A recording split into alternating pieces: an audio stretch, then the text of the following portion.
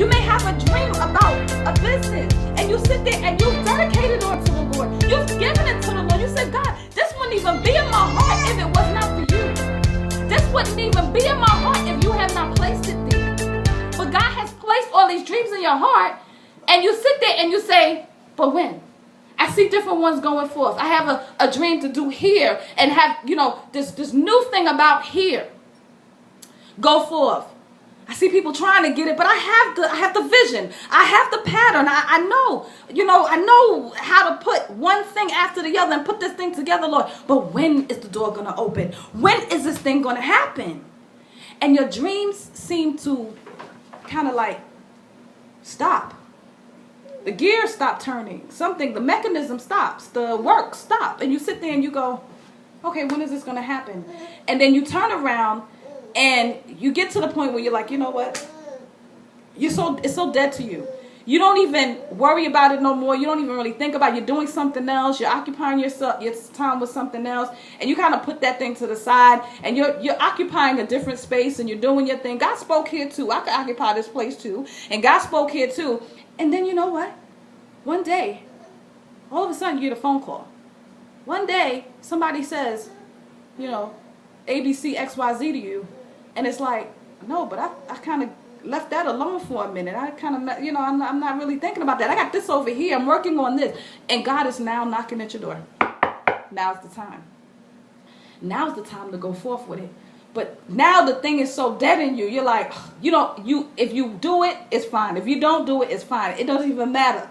But that's the time that God can now use you to do that thing. Because now you're going to listen to him and not all your excitement.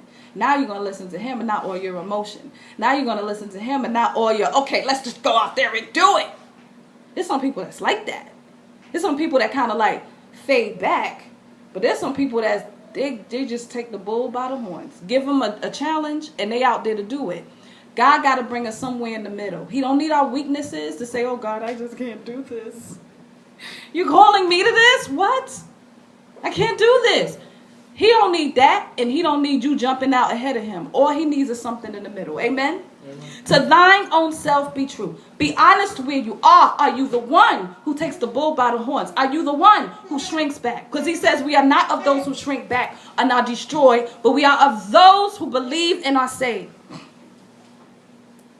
Do not be afraid to let your voice be heard when you are convicted in a certain area. Don't be afraid to let your voice be heard, especially in those places that you've already been hurt. Especially in those places that people have already spoken down to you. Especially in those places that you have bad templates and memories there. Because when the knock comes on the door, it's time to go. Do not be afraid to let your voice be heard. Psalms 30, 11 and 12. You turned my wailing into dancing.